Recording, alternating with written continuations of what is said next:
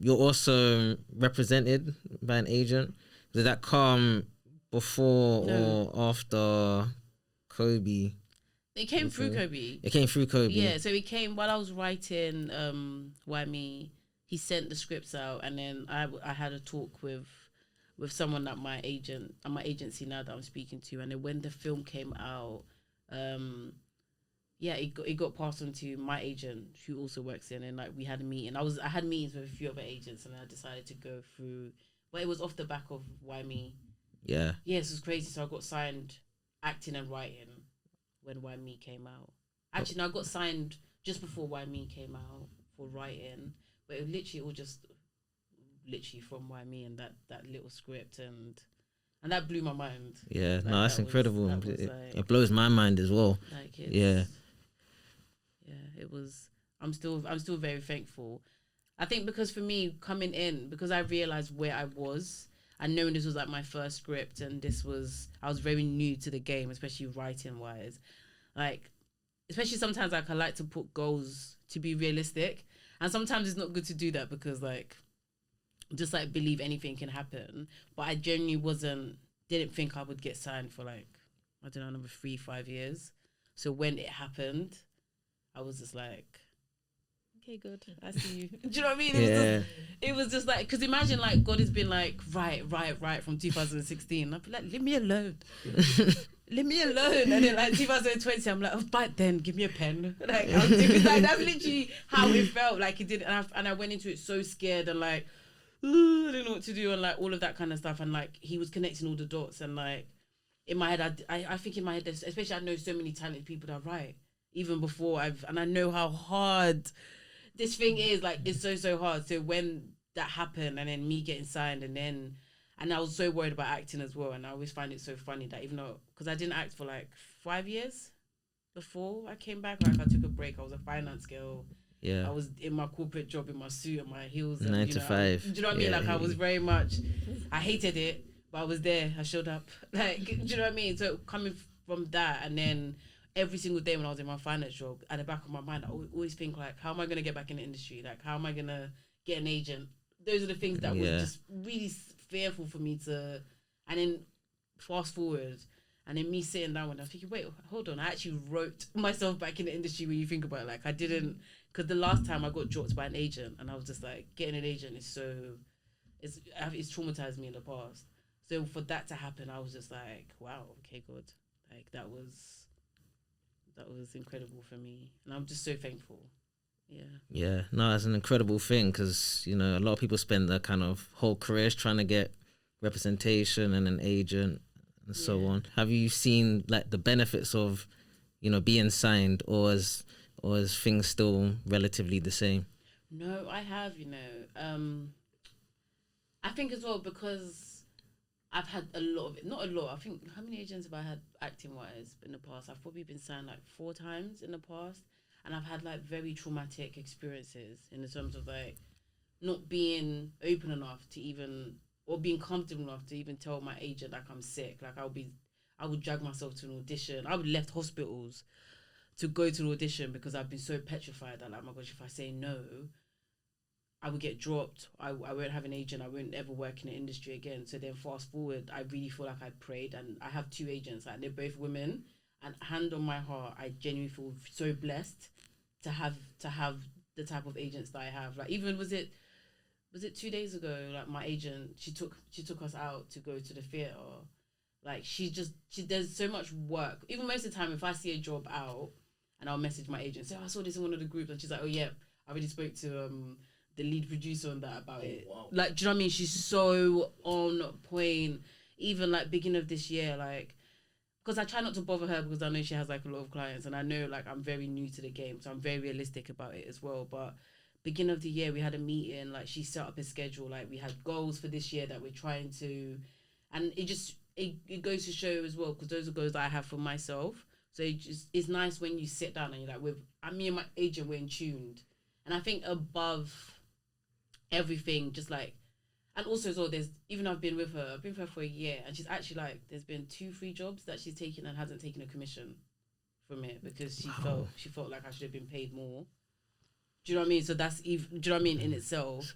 an I even got an agent. opportunity that came through, and it wasn't like a writing opportunity, but I didn't. She knows I'm very scared of like anything to do with money. Give me £5, I'll take it. Like I'm very like, and she's like very like heads like direct with that. So I'm not good with negotiations and stuff. And she did the negotiations for me, and because it wasn't like a writing case, she was like, I'm not gonna take commission for it. So it's like every single time she shows me that she genuinely believes in me. And it was like a couple of weeks ago, me and her was having a heart to heart, and I was like, that's what means more to me over everything. Or just having an agent that like, I know just like believes in me more than everything else. Like she gets what I want to do with my career. She understands like the steps that I want to take, the things that I don't want to do. Like she won't bring it to me, and we're very much on the same page. So I feel very grateful because I've been with agents before in the past where they're just with you in case you blow, or like they'll just keep you around. They show you through their actions that they genuinely don't believe in your talent. My first acting agent told me she only ever saw me doing adverts. Really? Yeah. Oh yeah, the mic. Yeah, Yeah. the direction. Yeah. Oh, I think it's the. Yeah, my first. I remember my first acting agent, like going in. I remember having a conversation with God like before I really went and like chased acting. I was like, I really want roles that are like just like are gonna like sit with people. I don't want to play girl next door. I don't want to play the gangster's girlfriend. Like, do you know what I mean? Do you know what I mean? I don't play the gangster's girlfriend like hiding his guns for him and hiding the food. And then on the phone you're like, I'm gonna rap at you. Like, I ain't got time for that. Like I wanted to. Even when I look back at it, like I've always wanted to tell stories through acting, which is why I'm not shocked that I write scripts now, because even at the beginning, anyone asked me, I was like, I just want to tell stories. I want to tell stories. So I didn't want to do commercials. I didn't want to be the girl next door. I wanted to tell stories that people would like, that would sit with people.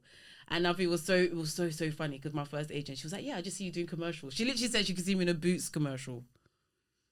I say if I slap, but you know at that point there's like you have to sit there because there's no other like people knocking at your door. And I think it was probably about a month later, and I had an audition for Banana, and I'm playing like a 16-year-old girl that is going through like she's been kidnapped, going through all this kind of stuff, and she's been kidnapped from Nigeria to Manchester. She can't speak English, and I remember just getting that role. And literally going on my knees and just crying and thanking God because I'm like, these are the roles that I wanted, and for that to be my first TV role, it made other people have to take me seriously. When in this industry, they'll find any reason not to like take you seriously. Yeah, so that was that's the difference of having an agent that doesn't believe in you, and when you have an agent that genuinely believes in you. So yeah.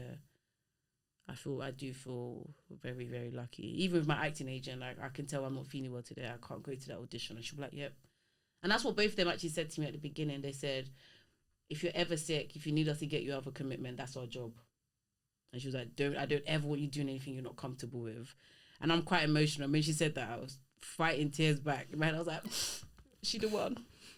That's her. Yeah. So, but I've this industry, like agents can be quite scary. So when you have like a good one, you have to like, just like hold on to it and just I feel grateful. Yeah, I wanted to ask you, Teniola, quickly about your masterclasses. Now I know you've done probably several in the past. Oh, there was one at the Camden Roundhouse, right? And you got one coming up as well. Was that the 20th of April? 20th, I think. I think you know better than I do. I don't know, maybe he's wrong. No, you could really be right. I think it's on a Monday. I know it's on a Monday, so it might be the 20th of April. Yeah. I still have a lot going on, so I kind of like go week to week. That's the same. I was saying that yesterday as well. Like, I literally check what's happening on Sundays. Yeah, because I've got an Easter production coming up next Friday from my church. Was it next Friday? Yeah. Is Easter next Friday? Yeah. Oh my God. Yeah. So I've written it. I'm directing it with a friend of mine, so that's been taking a lot. I'm excited. Okay. Same. Theatre, so it's kind of different, I guess. Yeah, it's true. Yeah, because obviously, like, if you're doing a short film, I kind of know exactly what I'm doing. You can cut, you can this, but like this one needs to be. There's a lot more rehearsal time that goes into it, make sure everything's live. But masterclass wise, I did my first masterclass, filmmaking from the idea to the screen. I basically just took a group of 18 to 25-year-olds on a journey on how you can have an idea of a film and what you need to do to get the story done and then get funding and then all the way up into actually being on the screen, whether it's on TV or in a cinema or on a laptop. And that was it was a very amazing opportunity, and that came through one of my friends, Elsie, actually, who recommended me to Roundhouse that I could potentially do the masterclass, which is another amazing thing about having networks and meeting people. Because she just called me, would you like to do a masterclass? I was like, going back to like just taking opportunities. I was like, yeah, sure, I'm sure I could. And then afterwards, I was like, why did I agree to do this? But then, as I said, I know, like, not like I don't know how to do it. I know what it is, but I guess just that preparation and taking out the time to make sure you're ready to give a masterclass. So yeah, it was an amazing opportunity. And there's another one that she said coming up, storytelling. So yeah, that's just storytelling itself and like the art of where you get ideas from, and writing a script and building characters and making sure that you're respecting what it takes to create a story. Because one thing I love to say is, and this is in the book called Story by Robert McKee, a lot of people think because they like films that they can, by default, write a story or write a script and it's going to be amazing. But a lovely analogy is, a lot of us love music. I love music. I love dancing. But just because you like music doesn't mean you can make music. Like if I put a piano here and you don't know how to play a piano, you're going to play the rubbish, even though you might like classical music when you hear it. And the same thing about storytelling. Like there's an art, there's a craft to storytelling, and you need to learn that craft so that when you're writing a story, you're making sure you're hitting certain parts. Like whether you use the 5-act structure or the 3-act structure, you understand what the craft is of storytelling. So that's what the masterclass is going to be about, just breaking down how we do that. Nice, and they brought you back because the first one went so well. Praise God. Yeah, yeah. So just a round of applause. I can't. It's incredible. I'll be there for the next one. Yeah, no, we'll do. On the 20th of April, apparently. Yeah, just double check on that one. I don't want to spread misinformation. Might be 24th of April. Oh, 24th. Yeah, see, there you go, 24th. Yeah, it's a good thing you double checked. But yeah. Also.